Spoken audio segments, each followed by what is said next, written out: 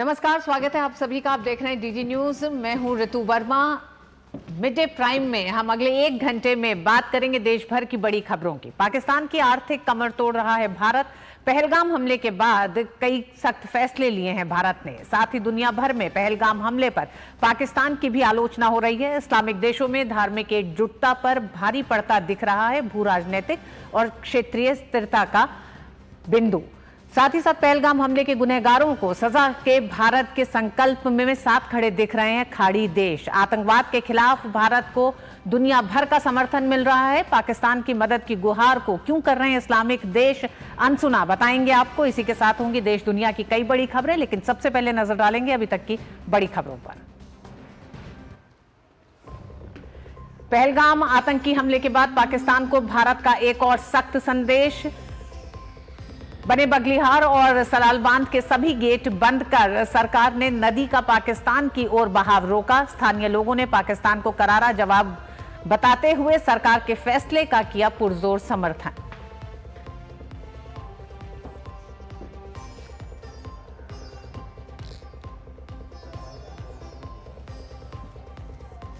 जम्मू कश्मीर के पुंछ में आतंकी ठिकाने का भांडाफोड़। सुरक्षा बलों को 5 आईईडी के अलावा विस्फोटक सामग्री बरामद। आतंक के खिलाफ भारत के आक्रामक अभियान से घबराए पाकिस्तान ने 11वें दिन भी एलओसी पर किया संघर्ष विराम का उल्लंघन। सेना का मुंह तोड़ जवाब।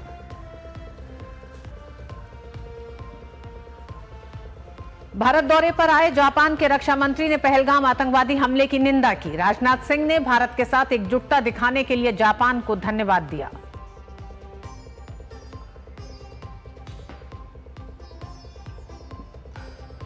भाजपा ने शुरू किया वक्फ सुधार जनजागरण अभियान। केंद्रीय मंत्री भूपेंद्र यादव ने वक्फ की संपत्ति पर बताया गरीब मुसलमानों का हक।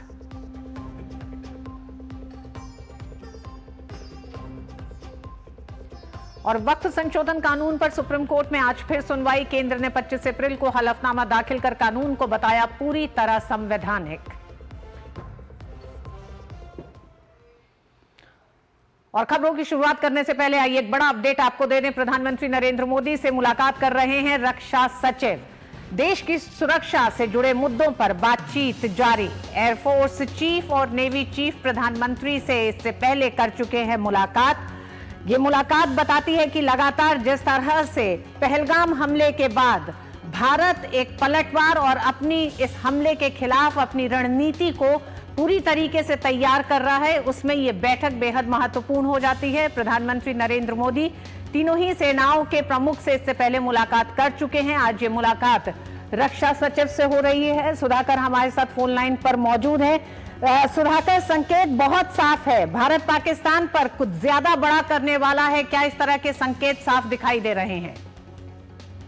देखिए ऋतु, आज जरूर देश एक बड़ी और प्रभावी कार्रवाई की उम्मीद कर रहा है और उम्मीद उस नेता से कर रहा है जिसने देश को ये दिखाया है कि इस तरह के अगर कभी मसले आते हैं तो देश एक प्रभावी और निर्णायक कार्रवाई करने में सक्षम है। अगर आतंक की कोई वारदात होती है तो आतंक का बदला लेने में देश सक्षम है। तो इस तरह के एक नेता से वो देश उम्मीद कर रहा है। जरूर आज की बैठक को भी मुझे जरूर लगता है कि जो देश में पहलगाम को लेकर उसी कंटेक्स्ट में देखा जाना चाहिए। हम जानते हैं कि जो ऑपरेशनल बातें हैं वो जरूर सेनाएं देखती हैं, तीनों सेनाएं, chief of defence staff senior देखते हैं, लेकिन जब उससे जुड़े उनको एक तरह से पूरा सपोर्ट सिस्टम मुहैया कराने की बात है तो रक्षा मंत्रालय का डिफेंस मिनिस्ट्री का महत्व काफी बड़ा हो जाता है। विशु, आप देखिए पीएम मोदी जिस तरह से सऊदी अरब का दौरा छोड़कर आए थे, उन्होंने कैबिनेट कमेटी ऑन सिक्योरिटी की बैठक बुलाई थी। उसके बाद अलग से उन्होंने जो तीनों सेनाओं के प्रमुख हैं, पीडीएस है, उनके साथ मीटिंग की थी। उसके बाद वो लगातार एक एक करके आपने जानकारी दी ऋतु, चाहे सेना प्रमुख हो, वायु सेना प्रमुख हो, जो हमारे नेवी के प्रमुख हो, उनके साथ रक्षा मंत्री हो, गृह मंत्री हो, उनके साथ अलग अलग बैठकें कर रहे हैं। तो एक जो पूरा सेंस है, तो आपको याद होगा जब सेना प्रमुखों के साथ पीएम मोदी की मीटिंग हुई थी तो सूत्रों के हवाले से ये जानकारी सामने आई थी कि उन्होंने न सिर्फ जो सेना की जो पेशेवर क्षमता है उसमें भरोसा जताया था, इस सिचुएशन को हैंडल करने की जो क्षमता उसमें भरोसा जताया था, बल्कि एक तरह से फ्री हैंड उनको दिया था। तो मुझे जरूर लगता है कि जो पूरी स्थिति को लेकर अभी इस बैठक में रक्षा सचिव है उनको प्रधानमंत्री मोदी को ब्रीफ कर रहे होंगे। आपने देखा होगा कि लगातार सीमाओं पर जो अनप्रोवोक्ड फायरिंग, उकसाने वाली कार्रवाई हो रही है, जिसका भारत की सेना उचित जवाब दे रही है। एक बड़ा counter terror operation Jammu Kashmir में इस वक्त चल रहा है। उन तमाम मसलों पर भी वो ब्रीफ कर रहे होंगे। तो ब्रीफ इस बात को भी लेकर कर रहे होंगे कि हमारी सेनाएं की तरफ से जो ब्रीफिंग हुई थी उसको लेकर क्या कुछ आगे करने की जरूरत है। उस लिहाज से ऋतु आप कह सकती हैं, आप जो अनुमान लगा रही हैं, एक बहुत बड़ी बैठक हो सकती है। जी सुधाकर, हम देख रहे हैं 22 तारीख के पहलगाम हमले के बाद से प्रधानमंत्री नरेंद्र मोदी ने बहुत साफ ये कहा कि जिन लोगों ने इसे अंजाम दिया है उसके खिलाफ उन्हीं की भाषा में जवाब दिया जाएगा, यानी कि संदेश बहुत साफ है। इसके बाद से हम कई मोर्चों पर देख रहे हैं। अगर हम घरेलू मोर्चे पर देखें तो किस तरह से जम्मू कश्मीर के बीच लगातार सर्च ऑपरेशंस जारी हैं, और ये सर्च ऑपरेशंस उस दौरान भी जारी हैं जब हम देख रहे हैं 11वें दिन तक सीज फायर का उल्लंघन पाकिस्तान की तरफ से लगातार हो रहा है। वहीं दूसरे मोर्चे पर अगर रणनीतिक तौर पर हम देखें तो आर्थिक शिकंजा कसने के तमाम ऐसे कड़े और बड़े कदम भारत ने उठाए हैं। इस बीच रक्षा सचिव का मिलना, इससे पहले हम देख चुके हैं कि तीनों सेना के प्रमुख की मुलाकात हो चुकी है, कई बैठकों के दौर हो चुके हैं। ऐसे में इसे अहम माना जा रहा है पहलगाम के हमले के जवाब के लिहाज से भी, और भारत किस तरह से अपनी रणनीतियों को और मजबूत करने जा रहा है, चाहे वो पाकिस्तान के खिलाफ हो, आतंकवादियों के खिलाफ हो, आतंकवाद के खिलाफ हो। बिल्कुल, देखिए ऋतु, और इस कंटेक्स्ट में हम देखिए सिंधु जल समझौते को रद्द करने की जो पहल भारत ने की। देखिए आतंक की कई घटनाएं इससे पहले अतीत में हुई है। जम्मू कश्मीर में 30,000 से ज्यादा लोग अपनी जान गंवा चुके हैं। एक वो दौर भी था, लेकिन कभी कोई पानी रोका नहीं गया।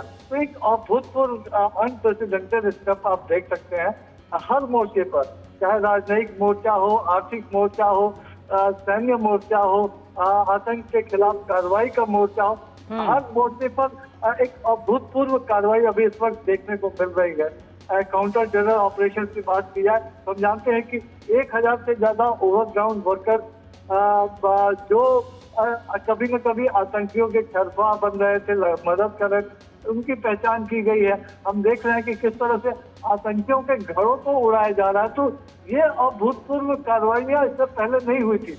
लेकिन जो लोग पीएम मोदी को करीब से जानते हैं ऋतु, आपने भी उनको देखा है, उनके निर्णायक फैसलों को देखा है। जी सुधाकर, मुझे जरूर लगता है कि वो सब एक बहुत छोटी सी कड़िया है। जो एक बड़ा है, जो एक कड़ा है, जो एक निर्णायक कार्रवाई है, वो उसका इंतजार जरूर देश को है। और निश्चित तौर पर वो एक नीजर तरह का रिएक्शन नहीं होगा। वो एक तरह से स्वाभाविक कार्रवाई होगी, निर्णायक कार्रवाई होगी, ताकि उसकी नजीर दुनिया भर में बन सके और कोई इस तरह की इमारत दोबारा ना कर सके। ऋतु, बिल्कुल सुधाकर, भारत की पूरी कोशिश है कि आर्थिक, रणनीतिक, कूटनीतिक मोर्चे पर पाकिस्तान को अलग थलग किया जाए, और इसका लगातार भारत प्रयास कर रहा है, जिसमें दुनिया की तरफ से भी भारत को बड़ा समर्थन मिला है। हम देख रहे हैं कि रक्षा सुरक्षा मामले में भी प्रधानमंत्री नरेंद्र मोदी की लगातार बैठकें चल रही हैं, और अब से थोड़ी देर पहले रक्षा सचिव से जो बैठक शुरू हुई है वो भी बेहद अहम मानी जा रही है पहलगाम हमले के लिहाज से भी। बहुत बहुत धन्यवाद सुधाकर पूरी जानकारी के लिए। और आइए बताते हैं आपको, भारत पहलगाम हमले के बाद पाकिस्तान की कमर तोड़ने में कोई कोर कसर नहीं छोड़ रहा है। भारत ने सिंधु जल समझौता स्थगित करने के बाद चिनाब नदी का पानी रोक दिया है। सरकार ने बगलिहार और जम्मू के रईसी में बने सलाल बांध के दरवाजे भी बंद कर दिए हैं। ऐसे में भारत ने 2 दिन में 2 बांध बंद कर चिनाब का पानी पाकिस्तान जाने से रोक दिया है। इससे पहले सरकार ने सिंधु नदी का पानी रोक दिया था। खबरों के मुताबिक सरकार की ओर से झेलम नदी में किशगंगा बांध को भी बंद करने के लिए प्लानिंग की जा रही है। अब बांध बंद होने के बाद यहां से आने वाली नदी पूरी तरह से सूख गई है, जिसका वीडियो भी सामने आया है। इन तस्वीरों में आप देख सकते हैं कि बांध बंद होने के बाद यहां से आने जाने वाले चिनाब नदी का जलस्तर काफी गिर गया है। स्थानीय लोगों ने सरकार के इस कदम का स्वागत किया है। रियासी में रहने वाले स्थानीय नागरिक दिनेश ने कहा कि हम खुश हैं कि सरकार ने पाकिस्तान की ओर पानी का बहाव रोक दिया है। पाकिस्तान को पहलगाम में हमारे पर्यटकों की हत्या का करारा जवाब देना चाहिए। सरकार के हर निर्णय से हम सहमत हैं।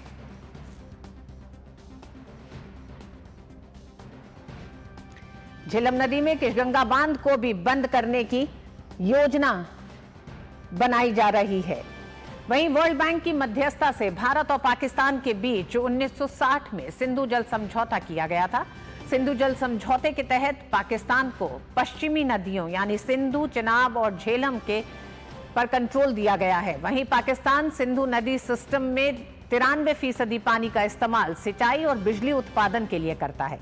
पाकिस्तान की अर्थव्यवस्था कृषि पर निर्भर है। वहीं पाकिस्तान की कृषि 80% तक भारत पर निर्भर है। जाहिर है ऐसे में पानी रोकने से पाकिस्तान पर बुरा असर पड़ने वाला है। ये बहुत बड़ी उपलब्धि है। जैसे पाकिस्तान ने हिंदुस्तान को तंग करके रखा हुआ है, ये करना बिल्कुल बहुत ही सही है। ये स्टेप सरकार का बहुत अच्छा है। अब देखिए, जकदम जंग करना भी कोई वो बनता नहीं है, मगर फिर भी जो ये हिंदुस्तान सरकार उनको बहुत सारे तरीकों से जवाब दे रही है। बहुत अच्छी बात है और ऐसा करना भी जायज है। हमें खुशी है कि सरकार ने पाकिस्तान का पानी बंद करा है। हम चाहते हैं कि पाकिस्तान को मुंह तोड़ जवाब मिलना चाहिए। जैसे उन्होंने पहलगाम में अटैक करके हमारे बहुत सारे जो टूरिस्ट हैं, जो नाम पूछ के टारगेट किया उनको, उस हिसाब से हम चाहते हैं कि उनको ठोको। पाकिस्तान को मुंह तोड़ जवाब मिलना चाहिए। उन्होंने हमारे 28 मारे, हमें उनके 500 मार के आना चाहिए। हम चाहते हैं कि सरकार के साथ हैं, जैसे हो सकता है, जैसे पॉसिबल हो सकता है उसको करना चाहिए हमारी सरकार को उनके साथ। पहलगाम हमले के बाद लोगों में भी गुस्सा है। पुंछ जिले के सुरनकोट क्षेत्र में सुरक्षा बलों ने आतंकवादियों की एक बड़ी साजिश को नाकाम कर दिया है। विशेष अभियान समूह एसओजी पुंछ और भारतीय सेना ने संयुक्त अभियान चलाकर जंगलों में छिपे एक आतंकी ठिकाने का भांडाफोड़ किया। कार्रवाई के दौरान सुरक्षा बलों को 5 आईईडी यानी इम्प्रोवाइज एक्सप्लोसिव डिवाइसेस बरामद हुए हैं। इसमें पाउडर के रूप में कुछ विस्फोटक सामग्री, संचार उपकरण, कपड़े और कुछ अन्य सामग्री भी मिली है। बम निरोधक दस्ते ने सभी आईईडी को सुरक्षित तरीके से निष्क्रिय कर दिया। समय पर कार्रवाई होने से बड़ा हादसा टल गया है। सुरक्षा एजेंसियों को शक है कि यह ठिकाना किसी बड़ी आतंकी साजिश को अंजाम देने के इरादे से तैयार किया गया था। उन्होंने बताया कि इलाके में आतंकवाद विरोधी अभियान अभी भी जारी है। यह ऑपरेशन भारतीय सेना और जम्मू कश्मीर पुलिस द्वारा संयुक्त रूप से चलाया जा रहा है।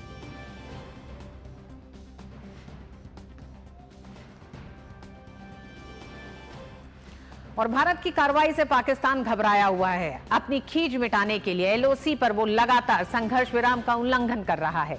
पिछली रात भी उसने बिना उकसावे के फायरिंग की। पड़ोसी देश की सेना की चौकियों ने जम्मू कश्मीर के कुपवाड़ा, बारामूला, पुंछ, राजौरी, मेढक, नौशेरा, सुंदरबनी और अखनूर के आसपास के इलाकों में नियंत्रण रेखा के पार छोटे हथियारों से गोलीबारी की।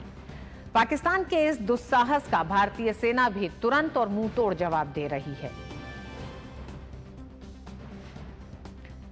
लगातार 11वें दिन से संघर्ष विराम का उल्लंघन पाकिस्तान की ओर से जारी है। ऐसे में कुछ नए क्षेत्रों में भी पाकिस्तान ने संघर्ष विराम का उल्लंघन किया है। मेढर, नौशेरा, सुंदरबनी, ये तमाम वो इलाके हैं जहां पिछले 11 दिन से लगातार अपने छोटे हथियारों से एक तरह से संघर्ष विराम का उल्लंघन लगातार पाकिस्तान कर रहा है। पहलगाम आतंकी हमले के मामले में कुलगाम जिले के टांगी मार्ग गांव के इम्तियाज अहमद मगरे को पुलिस ने हिरासत में लिया था। सुरक्षा बलों के मुताबिक पूछताछ के दौरान उसने स्वीकार किया था कि उसने आतंकियों के लिए भोजन और दूसरी व्यवस्था की थी। सुरक्षा बलों के अनुसार पूछताछ के आधार पर उसे आतंकियों के एक ठिकाने पर ले जाया जा रहा था। उसने हिरासत से भागने का प्रयास किया और विश्वा नदी में डूब गया। पानी के बहाव के कारण वह दरिया में बह गया। ये पूरा घटनाक्रम एक ड्रोन कैमरे में कैद हो गया। युवक का शव बाद में अहरबल इलाके में नाले से निकाला गया है।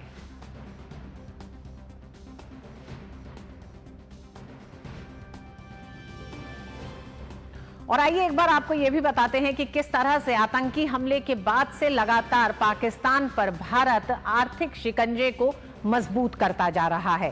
पहलगाम आतंकी हमले के बाद से भारत ने जो बड़े कदम उठाए हैं उसमें पाकिस्तान से सभी आयात निर्यात बंद कर दिया गया है, पूरी तरीके से बंद किया। साथ ही साथ पाकिस्तान से आयात निर्यात को बंद करने के साथ ही दूसरे देश के जरिए भी अगर पाकिस्तानी आयात किसी तरह की कोशिश करे तो उस पर भी प्रतिबंध लगा दिया गया है। अटारी बॉर्डर को बंद कर दिया गया है। साथ ही हम जानते हैं कि सबसे पहला कदम जो उठाया गया था वो सिंधु जल समझौते को रद्द करते हुए भारत ने सख्त कदम उठाने के क्रम की शुरुआत की थी। पाकिस्तानी नागरिकों के वीजा को रद्द किया गया, साथ ही डाक और पार्सल सेवाओं के आने जाने पर भी रोक लगा दी गई है। पाकिस्तानी जहाजों का भारतीय बंदरगाहों पर प्रवेश प्रतिबंधित कर दिया गया है। पाकिस्तान के लिए हम जानते हैं हवाई क्षेत्र को पहले भारत ने बंद किया और उसके बाद दोनों देशों ने एक दूसरे के हवाई क्षेत्र को बंद कर दिया है। इसी के साथ आतंकी हमले के बाद से भारत ने आतंकवाद के खिलाफ जिस तरह से लगातार पाकिस्तान स्पॉन्सर्ड आतंकवाद बढ़ रहा है और पहलगाम हमले के बाद पाकिस्तान की निंदा करते हुए दुनिया भर से भारत को एक बड़ा समर्थन आतंकवाद के खिलाफ और पहलगाम हमले पर सख्त कार्रवाई करने का एक बड़ा समर्थन भारत को दिया है कई बड़े देशों ने। पाकिस्तान की आलोचना हो रही है। पहलगाम हमले के बाद से पाकिस्तान पर भारत के कई कड़े और बड़े फैसलों के बाद पाकिस्तान परेशान है, अलग थलग पड़ गया है। ऐसे में पाकिस्तान पहुंचा, तमाम मुस्लिम देशों के पास गुहार लगाई, लेकिन पाकिस्तान की उस गुहार को इस्लामिक देश भी अनसुना कर रहे हैं। इसके पीछे के कोई बहुत महत्वपूर्ण कारण है।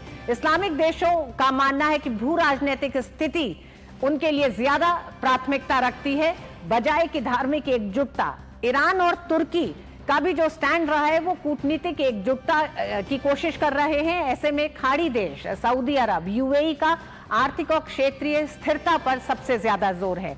ईरान के रुख को इस समय इस तरह से देखा जा रहा है कि ईरान ने मध्यस्थता का प्रस्ताव दिया, यानी पाकिस्तान का समर्थन करने के बजाय खुद को तटस्थ दिखाने की कोशिश भी ईरान कर रहा है। तो ये कुछ ऐसे बड़े बदलाव दिखाई दे रहे हैं इस्लामिक देशों के भी। एक ऐसे समय पहलगाम हमले पे निहत्थे हिंदुओं पर जिस तरह से आतंकवादियों ने गोलियां चलाई हैं, उसके बाद दुनिया के बड़े देश भारत का आतंकवाद को मुंह तोड़ जवाब देने के लिए पाकिस्तान के खिलाफ किसी भी तरह की कार्रवाई का समर्थन कर रहे हैं। लगातार हम देख रहे हैं 22 अप्रैल के बाद से 11वां दिन है, एलओसी पर संघर्ष विराम का उल्लंघन हो रहा है। सिलसिलेवार तरीके से आइए आपको बताते हैं कि कैसे अलग अलग इलाकों को चुन रहा है पाकिस्तान संघर्ष विराम उल्लंघन के लिए। 25 अप्रैल को कुपवाड़ा में हमला किया गया, संघर्ष विराम का उल्लंघन किया पाकिस्तान ने।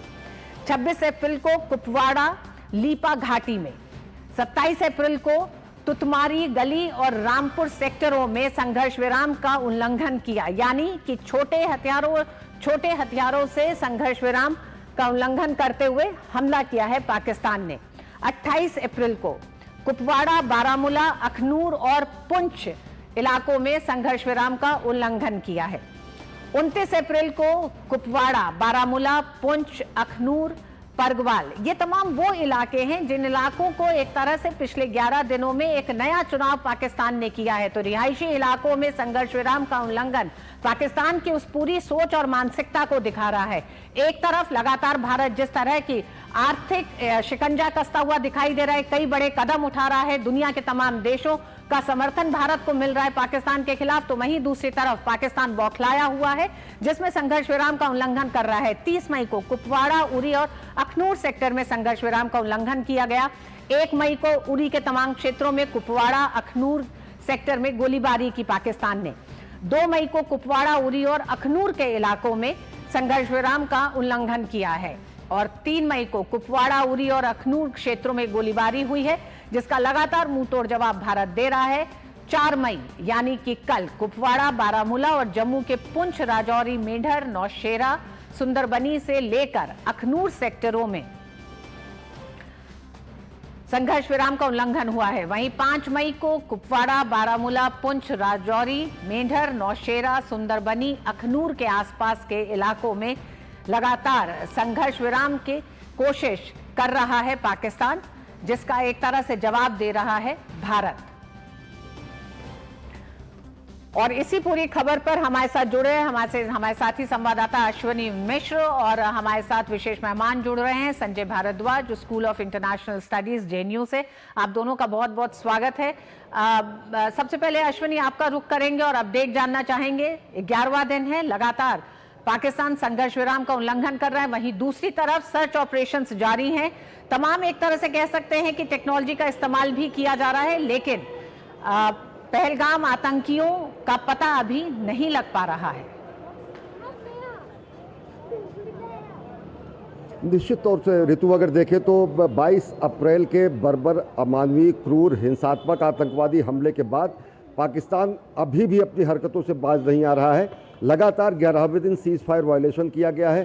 पहले ये अगर देखें तो केवल ये बारामूला और इस तरीके के एलओसी के आसपास था, लेकिन ये बढ़ता बढ़ता अगर देखें तो अब जाकर बारामूला, उड़ी, पुंछ, नौशेरा, राजौरी, सुंदरबनी और यहाँ तक कि इंटरनेशनल बॉर्डर पर प्रागवाल सेक्टर जो जिसको कहा जाता है, उस पर भी 1-2 दिन पहले उसने सीज फायर वायलेशन किया था। तो यानी कि पूरी एलओसी और साथ ही साथ अब हिमाकत उसकी बढ़ती जा रही है। आईबी पर भी वो सीज फायर वायलेशन कर रहा है। पाकिस्तान की ये कार्रवाई निश्चित तौर से उकसावे वाली कार्रवाई है। पाकिस्तान की कार्रवाई हमेशा उसका हमारी सेना संयमित तरीके से, आनुपातिक तरीके से उसका जवाब दे रही है, लेकिन पाकिस्तान लगातार उसकी दो मंशा रहती है कि पूरी दुनिया को ये दिखा सके कि तनाव लगातार बढ़ता जा रहा है। दूसरे इस सीज फायर वायलेशन के ज़रिए, इस क्रॉस बॉर्डर जो है फायरिंग के ज़रिए वो इन्फिल्ट्रेशन करा सके, लोगों को अंदर पहुंचा सके, आतंकवाद को निर्यात कर सके, जिस पर भारत ने पूरी तरीके से रोक लगा रखी है। यहाँ की अगर पहलगाम सेक्टर की जांच की बात करें तो जांच निश्चित तौर से 2 दिन पहले ही अभी तक यहाँ पर एनआईए के डीजी भी मौजूद थे। बहुत सारे सुराग लगे हैं, बहुत सारे सुराग ऐसे लगे जिसमें पाकिस्तान से, एलईटी से सीधे संबंध होने और सीधे संपर्क में होने के प्रमाण मिले हैं। उनका खुलासा समय आने पर आधिकारिक तौर से एनआईए द्वारा किया जाएगा, लेकिन ये स्पष्ट है कि पाकिस्तान में बैठे हुए आकाओं के संपर्क में थे, सिक्योर्ड कम्युनिकेशन सिस्टम का वो इस्तेमाल कर रहे थे। वो सिक्योर्ड जो सिस्टम था वो कहीं ना कहीं एक और पड़ोसी देश द्वारा उपलब्ध कराया गया है, ऐसी रिपोर्ट बताई जाती है, आधिकारिक पुष्ट होना बाकी है। लेकिन इस बात में कोई गुरेज नहीं है कि कोई इसमें संदेह नहीं है कि पाकिस्तान में बैठे हुए आतंकवादियों के जरिए वो लगातार संपर्क में थे और उन्हीं के जरिए, अपने हैंडलर्स के जरिए उन्होंने इस जघन्यतम, क्रूरतम, वहशियाना, अब हिंसात्मक चीज़ को अंजाम दिया, हिंसात्मक हमले को अंजाम दिया।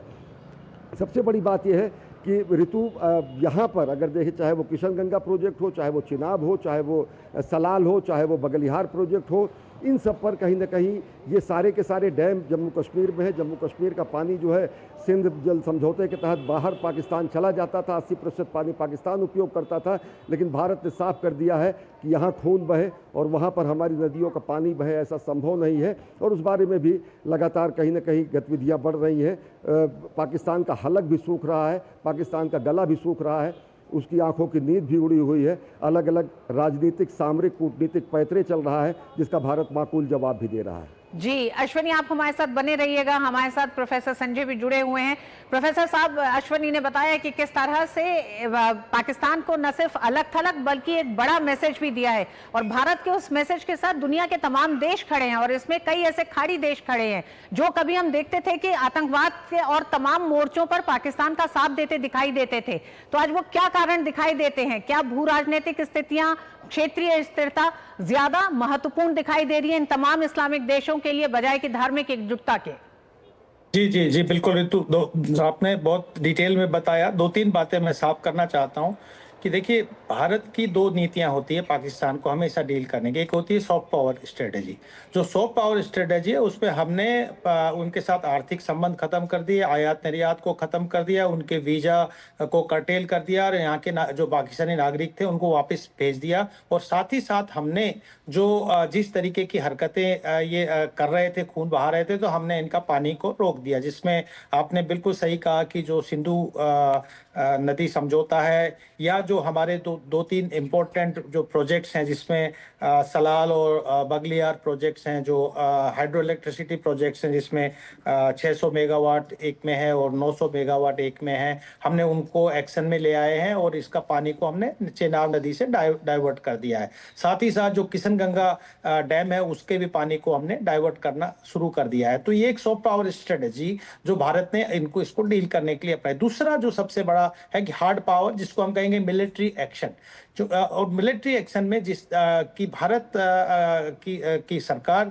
अपने ट्राई सर्विसेज को कोऑर्डिनेट कर रही है। प्रधानमंत्री नरेंद्र मोदी सबसे पर्सनली मिल रहे हैं और जो जिस तरीके की एग्रेसिव और provocative activities Pakistan across the border कर रहा है उसको मुंह तोड़ जवाब दे रहे हैं, उसमें हम स्ट्रांगली इसके लिए भारत ने तीन स्तर पे काम कर रहे हैं। एक डोमेस्टिक लेवल पे कि हमारे सभी तरीके के जो स्टेक होल्डर्स है उसके बीच में कोऑर्डिनेट करके कि हम क्या एक्शन लें, कैसे एक्शन लें कि पाकिस्तान को एक मुंहतोड़ जवाब मिले। दूसरा, क्षेत्रीय स्तर पर भी भारत नेगोशिएट कर रहे हैं, बात कर रहे हैं और इस तरीके के एक्टिविटीज। तीसरा जो सबसे बड़ा फैक्टर है वो है अंतर्राष्ट्रीय स्तर पे। पहले तो भारत ने पूरी अंतर्राष्ट्रीय कम्युनिटी, आपने बिल्कुल सही कहा कि जो इस्लामिक देश हैं, जो खाड़ी देश हैं, वो एक तरीके से आइडियोलॉजिकल और फाइनेंशियल सपोर्ट पाकिस्तान को करते हैं। वो समझ चुके हैं अब कि पाकिस्तान एक रॉन्ग स्टेट है और पाकिस्तान के मंसूबे ठीक नहीं है, वो इस तरीके की जघन्य अपराधों को अंजाम देता है। तो जो सऊदी अरबिया है, यूएई है, ये सब देशों ने हाथ खींच लिया और भारत का जो अपना एक उभरता हुआ आर्थिक तंत्र है और जो एक जियो स्ट्रेटेजिक और इकोनॉमिक कंसिडरेशन है उसको ध्यान में देखते हुए कल्टीवेट किया। मैंने आज हिंदुस्तान में इस पे एक आर्टिकल भी लिखा है।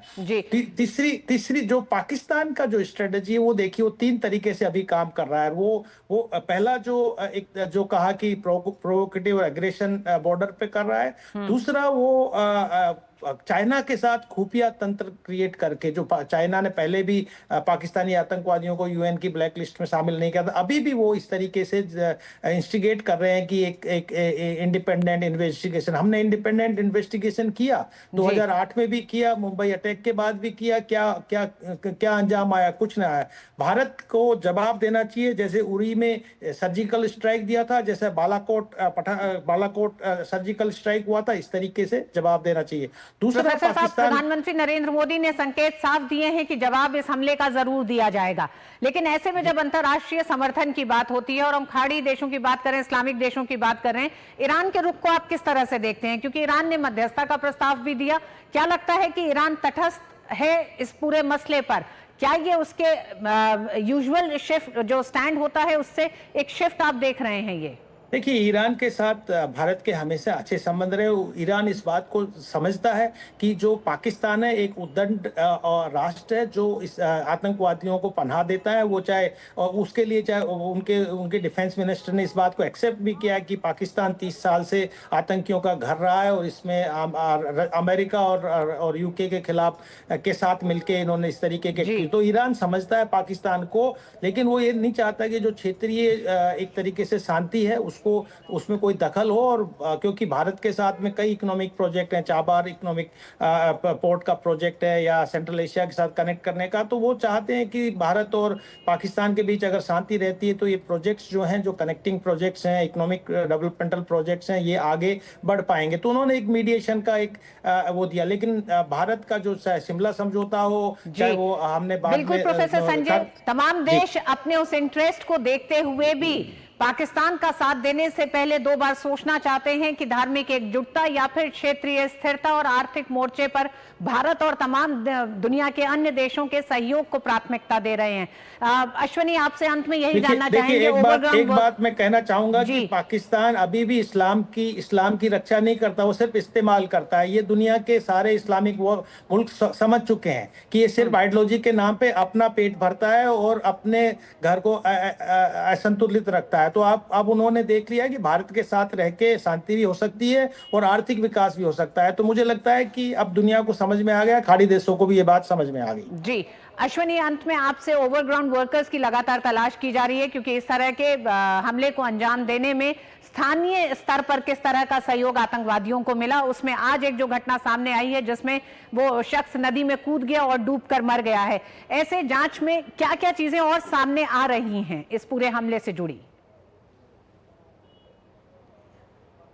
जी ऋतु, देखिए पूरा का पूरा ये पहलगाम अटैक है या फिर कोई भी अटैक यहाँ पर होता, उसमें बगैर स्थानीय आतंकवादियों के शामिल हुए उसको अंजाम नहीं दिया जा सकता। एकदम साफ है, हर एक व्यक्ति जानता है। सुरक्षा एजेंसियों ने इसके जारी करके ये भी कर दिया है कि 2 यहाँ का आतंकवादी और 3 से 4 आतंकवादी सीमा पार के पाकिस्तान के प्रायोजित भाड़े के टट्टू, उन्होंने इस घटना को अंजाम दिया। लेकिन उसके बाद NIA ने, यहाँ के इंटेलिजेंस एजेंसीज ने, यहाँ की सुरक्षा एजेंसीज ने 14 नामों की शिनाख्त की है। उनके खिलाफ लगातार कार्रवाई चल रही है। वो 14 में से अधिकांश जो है लश्कर तैयबा से 6 जुड़े हुए हैं, 8 जुड़े हुए हैं, 3 जो है हिजबुल मुजाहिदीन और 3 जो है जैश ए मोहम्मद के आतंकवादी हैं। उनके खिलाफ लगातार कार्रवाई की गई है। साथ ही साथ सैकड़ों ओवरग्राउंड वर्कर्स को पकड़ा गया है, गिरफ्तार किया गया है। वो उनसे पूछताछ की जा रही है।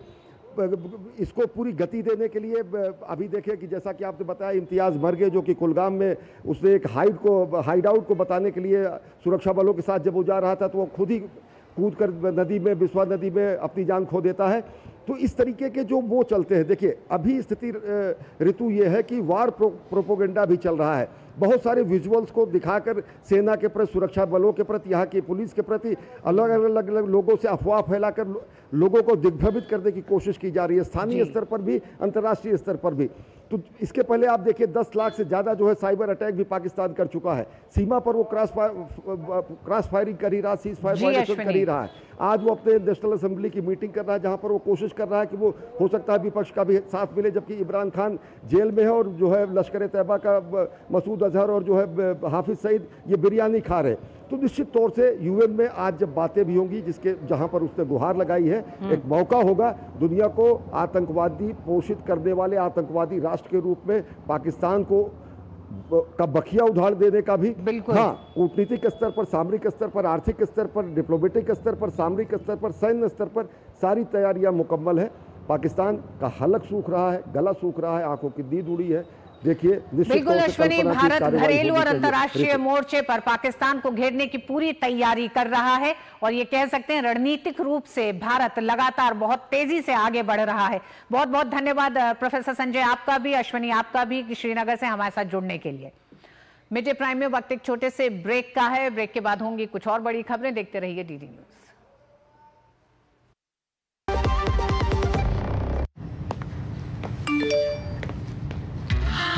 10 लाख की लॉटरी मुझे, वाओ!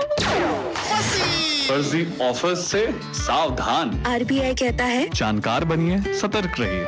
स्वाद और सेहत के लिए कच्ची घानी तेल का बैलेंस मात्रा में इस्तेमाल करें। मैंने तो तय कर लिया, अब आपकी बारी है। जैसा कि हमारे प्रधानमंत्री जी भी कहते हैं, एक फिट और हेल्दी नेशन बनने के लिए हमें ओबेसिटी की समस्या से निपटना ही होगा। एक तरीका मैंने सुझाया था, खाने के तेल में 10% की कमी करना। कम तेल में बड़ी बात, सेहत रहे दिन और रात। जो लक्ष्य चुना था समझ आने लगा है। GLA यूनिवर्सिटी, उच्च लक्ष्य की निश्चित प्राप्ति। भारत के ताबड़तोड़ एक्शन के बाद पाकिस्तान बौखलाया हुआ है। अब पाकिस्तान के राष्ट्रपति आसिफ अली जरदारी ने नेशनल असेंबली का सत्र बुलाया है। इस सत्र में पाकिस्तान और भारत के बीच बढ़ते तनाव पर चर्चा हो सकती है। यह पाकिस्तान की वर्तमान नेशनल असेंबली का 16वां सत्र है, जो पड़ोसी मुल्कों के बीच बढ़ते तनाव और क्षेत्र में उत्पन्न स्थिति पर चर्चा करने के लिए बुलाया गया है। नेशनल असेंबली सेक्रेटेरिएट के अनुसार राष्ट्रपति को मिली शक्तियों का उपयोग करते हुए संविधान के अनुच्छेद 54 के खंड 1 के तहत यह सत्र बुलाया गया है।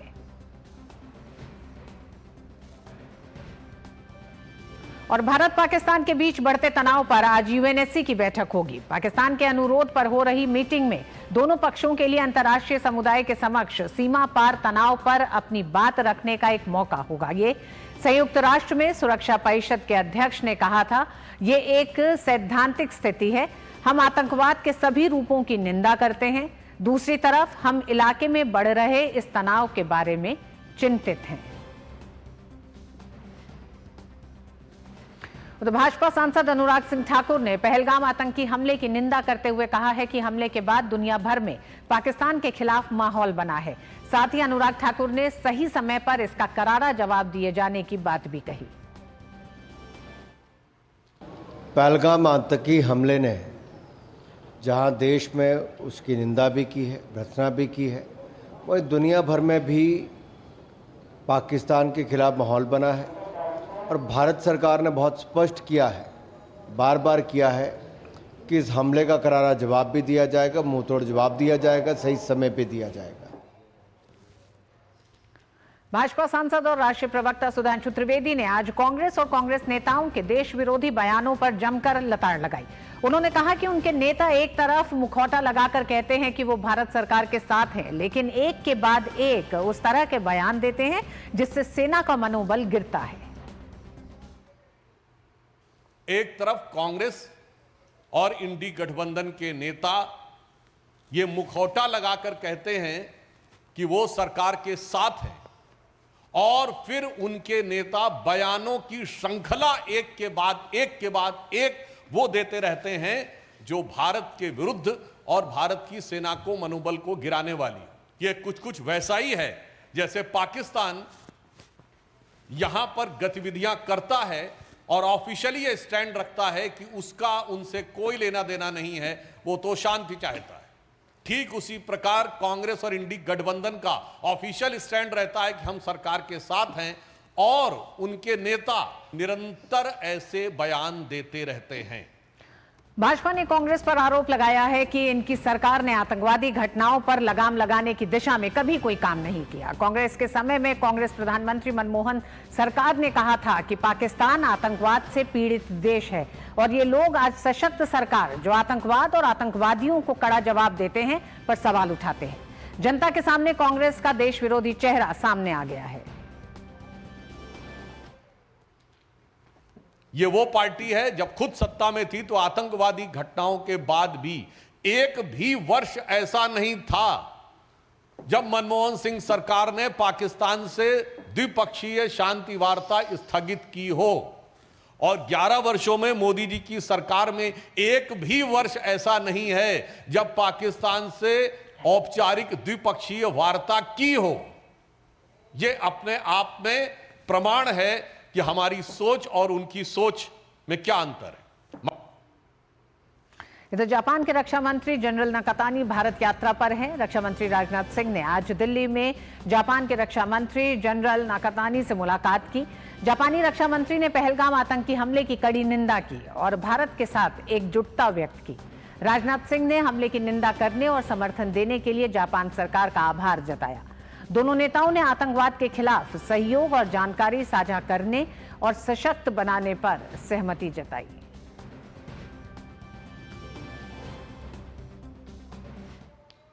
I recall our meeting at Vientiane, Laos in November last year, where we decided to expand defense cooperation in industry, technology and interoperability between the armed forces.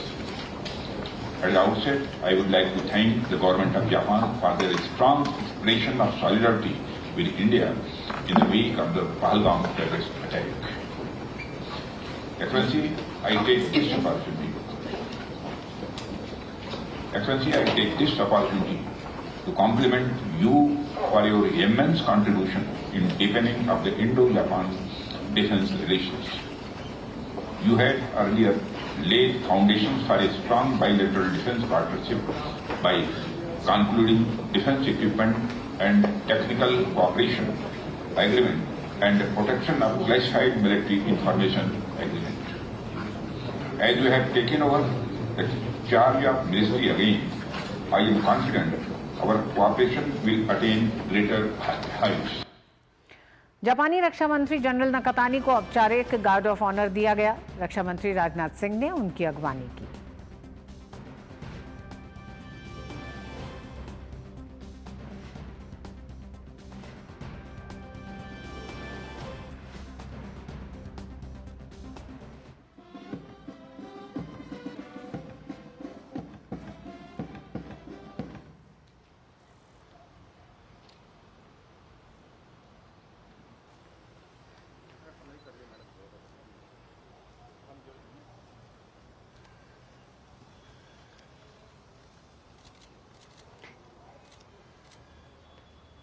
इससे पहले जापानी रक्षा मंत्री नई दिल्ली में राष्ट्रीय युद्ध स्मारक पर पहुंचे और शहीदों को श्रद्धांजलि पुष्पांजलि अर्पित की।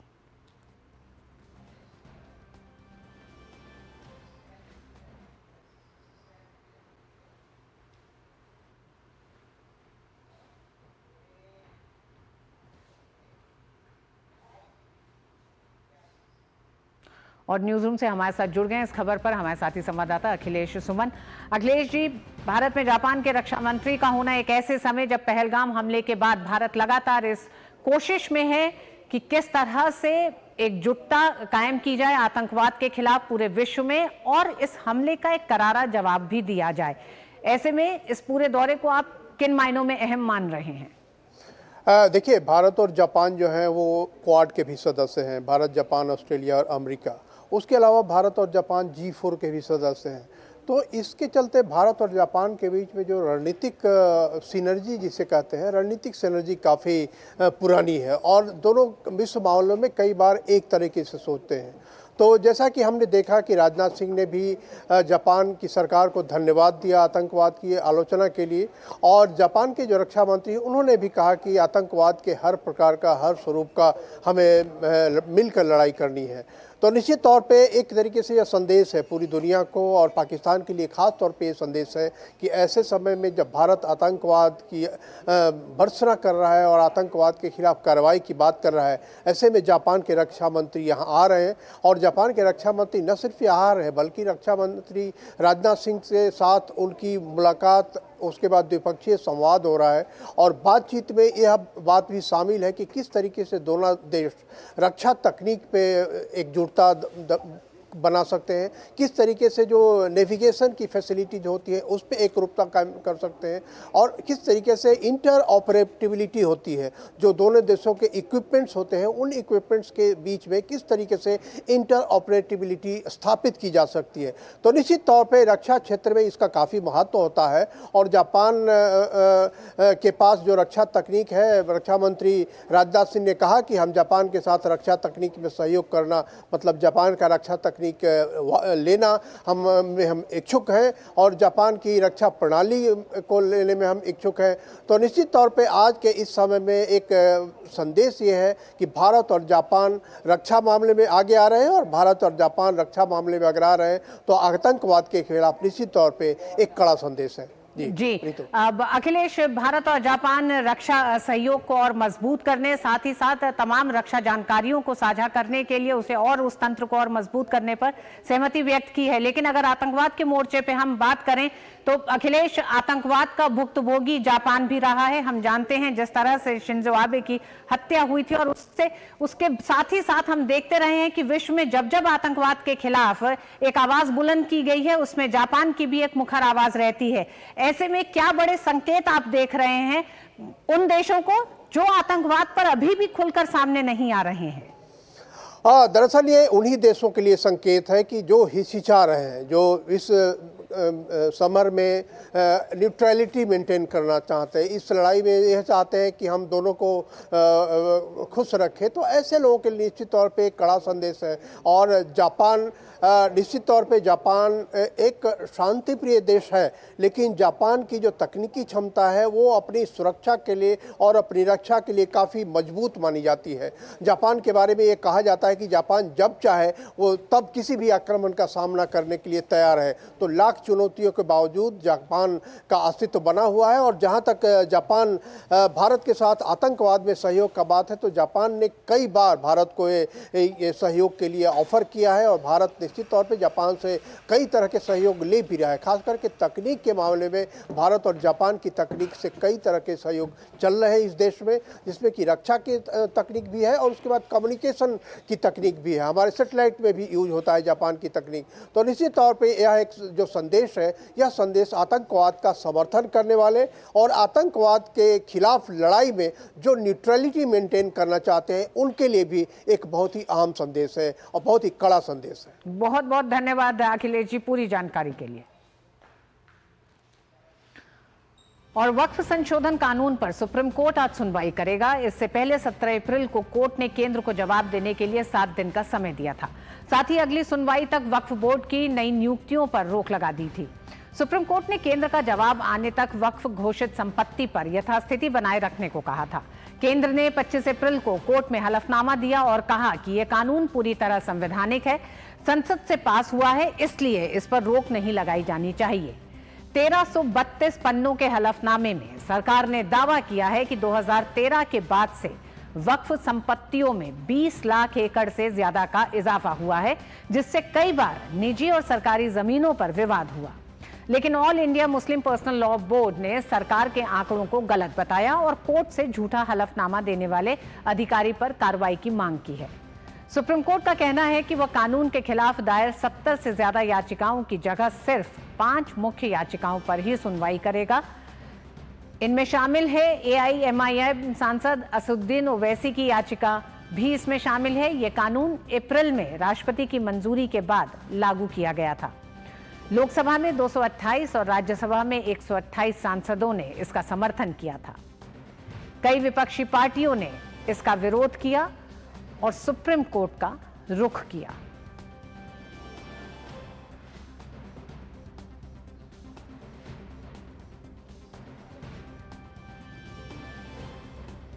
वोट बैंक की राजनीति की आड़ में पश्चिम बंगाल में हिंदू महिलाओं की सुरक्षा की स्थिति लगातार बिगड़ती जा रही है। भाजपा नेता सुकांत मजूमदार ने अपने सोशल मीडिया अकाउंट में जानकारी साझा करते हुए बताया कि मालदा के गजोले ब्लॉक के शालेडांगा ग्राम पंचायत में एक विधवा महिला के साथ 3 स्थानीय युवकों ने बलात्कार का प्रयास किया। महिला की आप बीती क्रूरता और लाचारी की एक परेशान करने वाली कहानी बयां करती है। महिला कह रही है कि मैं एक हिंदू महिला हूं, मुझे जीने दो। ये घटना राज्य में कानून व्यवस्था की भयावह स्थिति को दर्शाती है। इस मामले में प्रशासन ने भी कोई जिम्मेदारी लेने से इनकार कर दिया है।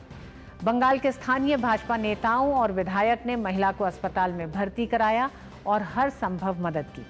सुकांता मजूमदार ने बंगाल की मुख्यमंत्री ममता बनर्जी पर सवाल उठाते हुए कहा है कि वह मुख्यमंत्री के रूप में विफल रही हैं, इसके लिए उन्हें शर्म आनी चाहिए।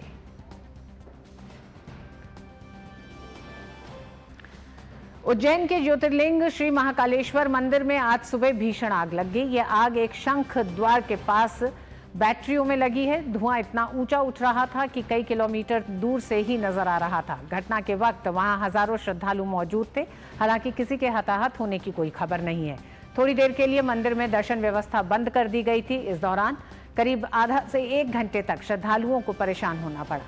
घटना के बाद राहत और बचाव कार्य तत्काल शुरू कर दिया गया। सूचना मिलते ही दमकल की कई गाड़ियां मौके पर पहुंची और आग पर काबू पाया गया।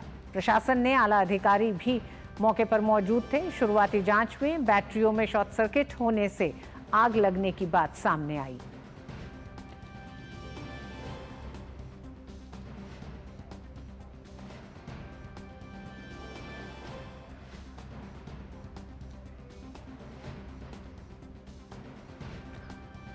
और आर्थिक मोर्चे पर भारत की उदार FDI नीति वैश्विक निवेशकों के लिए बड़ा निवेश अवसर प्रदान कर रही है। परामर्शक कंपनी डेलॉयट ने रिपोर्ट जारी कर ये बात कही है। डेलॉयट ने कहा है कि फार्मास्यूटिकल, वाहन और पर्यटन जैसे क्षेत्र न केवल FDI के लिए आकर्षण का केंद्र हैं, बल्कि रोजगार, निर्यात, नवोन्मेष में के इंजन भी हैं, जो भारत की वृद्धि की अगली लहर को गति दे रहे हैं।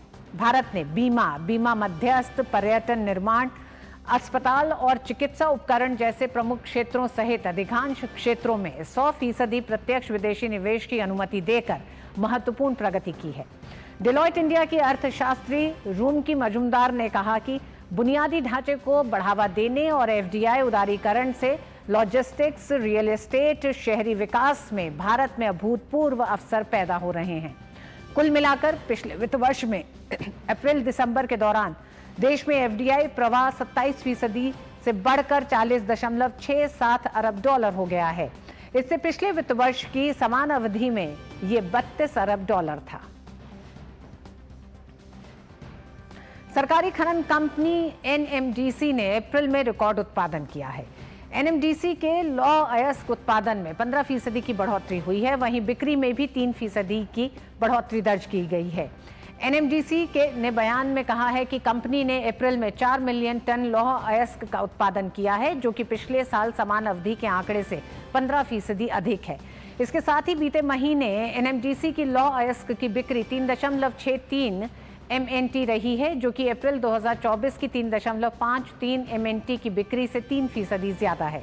कंपनी के शानदार प्रदर्शन पर एनएमडीसी के CMD अमिताभ मुखर्जी ने कहा कि अप्रैल में हमारे रिकॉर्ड तोड़ प्रदर्शन ने हमारी स्थिति को मजबूत किया है और 2030 तक 100 मीट्रिक टन खनन कंपनी बनने के हमारे महत्वाकांक्षी लक्ष्य को प्राप्त करने के लिए एक मजबूत आधार तैयार किया है।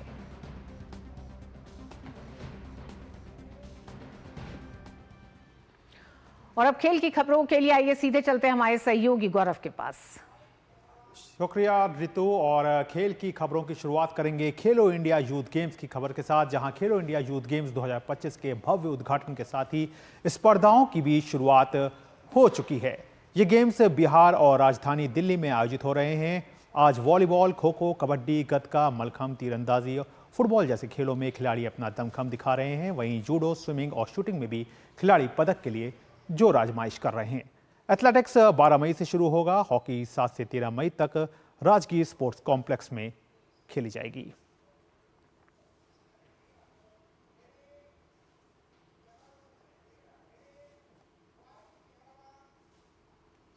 और इन खेलों पर और ज्यादा जानकारी के लिए सीधे चलते हैं बिहार, जहां हमारे संवाददाता सुशील कुमार मौजूद हैं। तो सुशील, सबसे पहले आपसे यही जानना चाहेंगे कि आज क्या कुछ बड़ा अपडेट है? आज कौन से वो खिलाड़ी हैं जिन पर निगाह रहने वाली है और कौन कौन से वो खेल हैं जहां से मेडल की जो है वो किस राज्य को सबसे ज्यादा उम्मीद रहने वाली है? जी बिल्कुल गौरव, जब से खेलो इंडिया गेम्स का आगाज हुआ है, खिलाड़ी अपनी जो है तैयारियों को धार देने में जुटे हुए हैं। मुकाबले भी चालू हैं। हालांकि कुछ इवेंट्स है जो कि शाम को होंगे, पदक वाले मुकाबले। तो तैयारी जबरदस्त है खिलाड़ियों की, और जिन से हमारी बातचीत हुई उनको यही उम्मीद है कि वो जो भी तैयारी है उसको अंतिम रूप में मैदान पर ही दिखाएंगे। तो बिल्कुल हमें थोड़ा इंतजार करना होगा इस अपडेट के लिए कि मेडल किसकी झोली में जाते हैं। हालांकि अगर हम यहाँ पर अगर खिलाड़ियों के हौसले की बात करें तो पूरे देश भर से युवा खिलाड़ी यहाँ पर पहुंचे हैं, खेलो इंडिया के मंच पर पहुंचे हैं, जो कि बड़े उत्साहित हैं। उनको लगता है कि ये एक ऐसा इवेंट है उनके लिए जो कि उनके लिए संभावनाओं का संसार खोलेगा। आपको गौरव हम बताना चाहेंगे कि खेलो इंडिया यूथ गेम्स का जो आयोजन है वो ओलंपिक की तर्ज पर किया जा रहा है, और यहाँ सुविधाएं जो हैं वो भी ओलंपिक को ध्यान में रख के ही दी गई हैं। कुछ देसी और स्वदेशी खेल भी हैं जिन पर खिलाड़ी जो है अपना प्रदर्शन करेंगे, जैसे खो खो है, कबड्डी है, कलाई पैटू है, मलखंभ है। ऐसे खेलों के लिए भी खिलाड़ियों में खासा उत्साह है। ये वो खेल हैं जैसे जो कि हमारे देश की धरती से निकले हैं और आज राष्ट्रीय स्तर पर अपनी पहचान बना रहे हैं। इतना ही नहीं, कई खेल तो जो अंतर्राष्ट्रीय स्तर पर पहुंच गए हैं। हमने जैसे देखा दिल्ली में अभी पिछले 2 हफ्ते पहले एशियन योगासन चैंपियनशिप का आयोजन किया गया था। तो ये खेलो इंडिया का ही मंच है जिसने इन सब खेलों को जो है इंट्रोड्यूस किया अंतर्राष्ट्रीय स्तर पर। और हम ये कहने में कोई दो राय नहीं है कि ये खेल सुशील, अगर आपसे जानना चाहें कि बिहार जो है वो पहली बार इन खेलों की मेजबानी कर रहा है, तो किस तरह से ये गेम्स जो अब बिहार में आ चुके हैं, तो किस तरह से बिहार के जो खेल जो परिदृश्य है उसमें किस तरह का परिवर्तन आप देख रहे हैं, और किस तरह से ये बिहार राज्य को एक नई गति देगा खेलों के क्षेत्र में? बिल्कुल गौरव, खेलो इंडिया का जो खेलो इंडिया की जो स्कीम है, ये जमीनी स्तर पर खेलों को आगे ले जाने, खेलों का विकास करने और खिलाड़ियों को नई अपॉर्चुनिटी देने के लिए जाना जाता है। जिस स्टेट में यह खेल आयोजन होता है उस स्टेट का, उस राज्य में जो है खेलों को लेकर जो बुनियादी ढांचा है उसमें जो है एक रिकॉर्ड स्तर पर बढ़ोतरी होती है। स्टेडियम्स बनते हैं, खेल इंफ्रास्ट्रक्चर का निर्माण होता है, सपोर्टिंग स्टाफ जो है यहाँ पर ट्रेंड होते हैं, कोचेज होते हैं। तो ये सिर्फ खेलों के लिहाज से नहीं, लेकिन बल्कि खेलों के अलावा अन्य जो है परिदृश्य में अन्य जो है इसके स्टेक होल्डर्स हैं उनका भी काफी जाहिर तौर पर सुशील एक बड़ा मंच जो है, बिल्कुल एक बड़ा मंच जो है वो बिहार को मिला है। और यहाँ पर जो कहना चाहिए कि जो युवा प्रतिभा है उनको भी अब एक तरह से राष्ट्रीय स्तर पर अपनी पहचान को एक नया मौका लेकर के ये गेम्स जो है वो सामने है। बहरहाल आपने जानकारी दी, इसके लिए आपका बहुत बहुत शुक्रिया। तो पेरू के लीमा में आयोजित हुई यूथ और जूनियर वेट लिफ्टिंग चैंपियनशिप में भारत के पर्व चौधरी ने 96 किलोग्राम भार वर्ग में कांस्य पदक जीतने में सफलता हासिल की। पर्व ने 315 किलो वजन उठाकर ये कामयाबी अपने नाम की। इससे पहले पर्व ने कॉमनवेल्थ चैंपियनशिप और एशियाई चैंपियनशिप में भी स्वर्ण और कांस्य पदक हासिल किया था। वहीं बात कर लेते हैं इंडियन प्रीमियर लीग की। तो आज दिल्ली कैपिटल्स का सामना जो है वो सनराइजर्स हैदराबाद से होगा। सनराइजर्स की टीम जो है वो 10 मैच में 3 जीत और 7 हार के बाद 6 अंक लेकर के 9वें स्थान पर है और टीम की प्लेऑफ की रेस से लगभग टीम जो है वो सनराइजर्स हैदराबाद बाहर है। लेकिन दूसरी तरफ दिल्ली की टीम अंक तालिका में 5वें स्थान पर है और टीम के 10 मैचों में 12 अंक हैं। ऐसे में अगर टीम आज का मुकाबला जीत जाती है तो टीम खुद को मजबूती के साथ प्लेऑफ के करीब ले जाएगी। हालांकि दिल्ली की टीम की बड़ी दिक्कत यह है कि टीम ने पिछले 6 मैचों में से केवल 2 में जीत हासिल की है और उसमें भी एक जीत जो है वो टीम को सुपर ओवर में मिली है।